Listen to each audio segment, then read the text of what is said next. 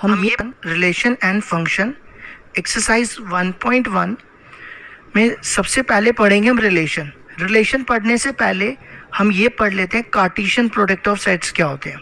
ठीक है, तो let A and B are two sets.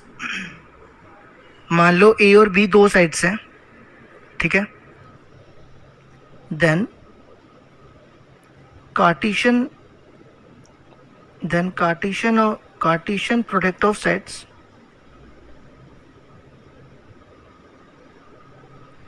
is denoted by A cross B। किससे denote करते हैं इसको? A क्रॉस B से। और इसकी डेफिनेशन होती है, इसकी डेफिनेशन देखो क्या होती है, ए बी ऑर्डर पेयर बनाने होते हैं सच दैट ए जो होता है ना, ये वाला ए, ये कैपिटल ए में होगा और जो स्मॉल बी है वो कैपिटल बी में होगा। ठीक है, जैसे फॉर एग्जांपल अगर मान लो ए है 1 2 और बी है 3 4, ठीक है, और जो स्मॉल बी है वो कैपिटल बी में होगा। ठीक है, जैसे फॉर एग्जांपल अगर मान लो ए है 1 2 और बी है 3 4, ठीक है, तो ए क्रॉस बी क्या होगा? ऑर्डर पेयर बनाने, ठीक है, 1 3 नेक्स्ट 1 4 फिर नेक्स्ट 2 3 नेक्स्ट 2 4। ये हो गया हमारा कार्टेशियन प्रोडक्ट ऑफ सेट्स। ठीक है, अब हम पढ़ेंगे रिलेशन क्या होता है। देखो रिलेशन क्या होता है? Let A and B are two sets, ठीक है, देन आर, कैपिटल आर को, then R is said to be relation. R को हम रिलेशन कब कहेंगे? इफ इस आर को रिलेशन कब कहेंगे? If R is a subset of A cross B. Subset तो आपने पढ़ा ना 11th क्लास में, is a subset of A cross B, जिसको हम ऐसे भी लिख सकते हैं, R is subset of A cross B, या ऐसे लिखो या ऐसे लिखो, एक ही बात होती है। सबसेट का मतलब होता है, जैसे मान लो ए 1 2 है, ठीक है, बी है 1 2 3। अब ए के सारे एलिमेंट बी में है ना, तो हम कह सकते हैं A is a subset of B. ठीक है, ये होता है सबसेट का मतलब।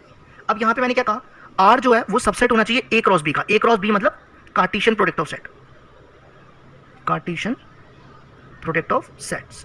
ये देखो हमने अभी पढ़ा ना कार्टेशियन प्रोडक्ट ऑफ सेट्स क्या होता था, ये पढ़ा ना।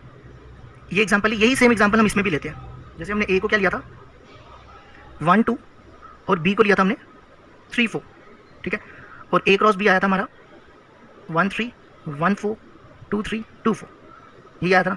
अब हमें आर लेते हैं, ठीक है, मान लो आर जो है वो 1 3 और 2 4 है, ठीक है, आर में एलिमेंट इस फॉर्म में। अब देखो आर के सारे एलिमेंट ए क्रॉस बी में है ना, 1 3 और 2 4, तो हम कह सकते हैं R is a subset of A cross B.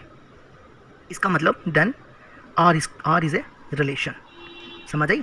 ये होगी हमारी रिलेशन क्या होता है। अब हम पढ़ेंगे इसके बाद टाइप्स ऑफ रिलेशन। इसके बाद नेक्स्ट टॉपिक है हमारा टाइप्स ऑफ रिलेशन। सबसे पहला रिलेशन आता है रिफ्लेक्सिव रिलेशन। तो रिफ्लेक्सिव रिलेशन क्या होता है? देखो यहाँ पे let A B any set. मान लो कोई हमने एक सेट ले लिया A, then R is said to be reflexive if, देखो एक ए सेट ले लिया और आर को हम रिफ्लेक्सिव कब कहेंगे? If A comma A belongs to R for every, इस साइन का मतलब होता है फॉर एवरी, ये जो ए होगा ये कैपिटल ए में होगा। ठीक है, ये आपको इतनी समझ तो आई नहीं होगी, मैं एग्जांपल से आपको समझ आ जाएगी। फॉर एग्जांपल जैसे मान लो ए है 1 2 3, ठीक है, और आर है हमारे पास। देखो इसमें क्या लिखा है, ए बिलोंग्स टू आर, मतलब हर एक पेयर का ना सेम पेयर होना ही चाहिए। जैसे ए 1 1 2 2 3 3, देखो हर एक का सेम पेयर लिख दिया मैंने, 1 1 का 1 1 2 2 का 2 2 3 3 का 3 3। उसके अलावा ना इसमें कुछ कोई भी एलिमेंट हो, जैसे 1 2 2 3 कुछ भी हो, लेकिन क्या होना चाहिए कि सेम एलिमेंट का सेम पेयर होना जरूरी है, तब भी आर को, देन आर इज रिफ्लेक्सिव। मेरी बात समझ आई? हर एक एलिमेंट का सेम ऑर्डर पेयर होना चाहिए। उसके अलावा यहाँ पे कोई भी एलिमेंट होगा, हमें उससे कुछ भी लेना देना नहीं है, सिर्फ हमें देखना कि ये, जैसे यहाँ पे जैसे और एग्जांपल लेते हैं, मान लो ए सेट ले लेते हैं, अभी एक और चीज़ क्लियर हो जाएगी आपको।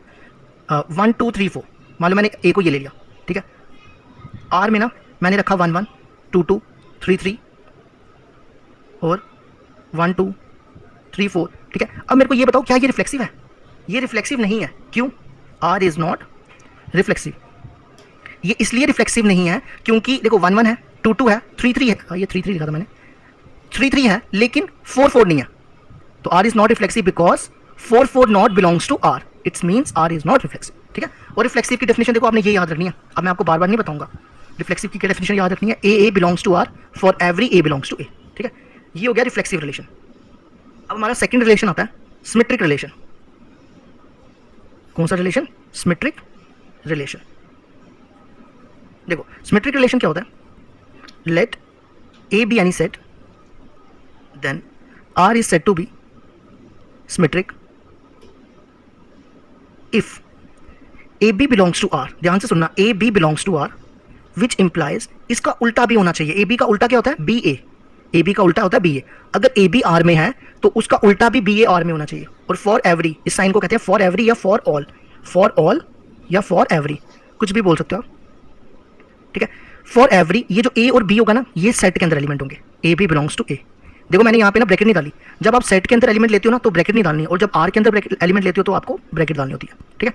अच्छा, जैसे एग्जांपल लेते हैं उससे ज़्यादा क्लियर हो जाएगा। जैसे मान लो ए ले लिया मैंने 1 2 3, ठीक है।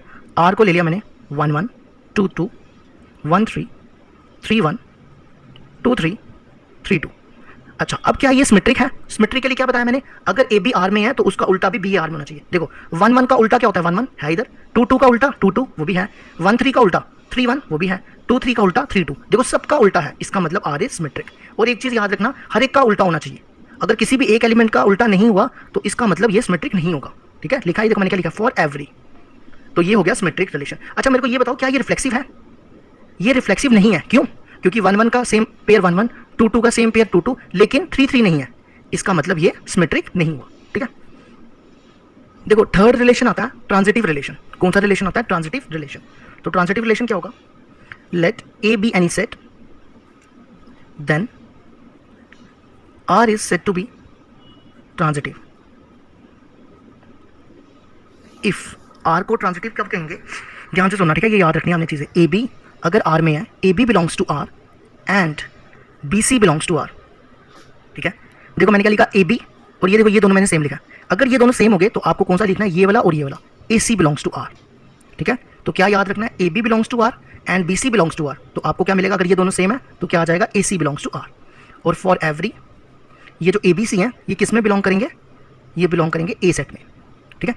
जैसे फॉर एग्जाम्पल लेते हैं, ए ले लिया 1 2 3, ठीक है, और आर में एलिमेंट लेके ले लिया हमने 1 2 2 3 और 1 3। अब देखो क्या ये ट्रांजिटिव रिलेशन है?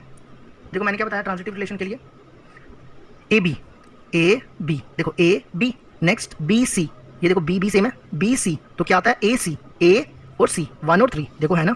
तो हम कह सकते हैं देन आर इज ट्रांजिटिव। अच्छा मेरे को एक चीज़ बताओ, क्या ये रिलेशन रिफ्लेक्सिव है? ये रिफ्लेक्सिव नहीं है, क्योंकि 1 1 नहीं है यहाँ पे, 2 2 भी नहीं है और 3 3 भी नहीं है। अच्छा नेक्स्ट, क्या ये सिमेट्रिक रिलेशन है? 1 2 का उल्टा क्या होता है? 2 1 होता है ना, ये तो है यहाँ पे प्रेजेंट नहीं है ना, इसका मतलब ये सिमेट्रिक रिलेशन भी नहीं है, ठीक है। और लास्ट हमारा आता है इक्विवेलेंस रिलेशन। कौन सा relation? Equivalence relation. Equivalence relation क्या होता है, let A B any set then R is set to be equivalence if first. R को इक्विवेलेंस कब कहेंगे? पहला आर जो होना चाहिए वो रिफ्लेक्सिव होना चाहिए, मतलब तीनों रिलेशन होने चाहिए। आर सिमेट्रिक भी होना चाहिए और लास्ट आर ट्रांजिटिव भी होना चाहिए, ठीक है। तो फिलहाल लास्ट रिकैप दे रहा हूं मैं आपको, ठीक है। लास्ट रिकैप क्या था? रिफ्लेक्सिव क्या होता था? अब आपने ये देखो याद रखना, reflexive a belongs to R for every a belongs to A, ठीक है। एक चीज़ ये याद रखनी है आपको। सिमेट्रिक रिलेशन क्या होता है? A B belongs to R which implies B A belongs to R, ठीक है। और ट्रांजिटिव क्या होता है? A B belongs to R and B C belongs to R which implies A C belongs to R. अब अपनी अपनी copy में ना ये चीज़ें उतार लेना, तभी आपको ये अगली एक्सरसाइज समझ आएगी, वरना फिर आपको ये चैप्टर पता नहीं लगेगा, बहुत मुश्किल चैप्टर है, सबसे ईजी चैप्टर लगने वाला है आपको ये, ठीक है। बस इतना सा काम कर लो, ये कर लो। अब हम स्टार्ट करेंगे एक्सरसाइज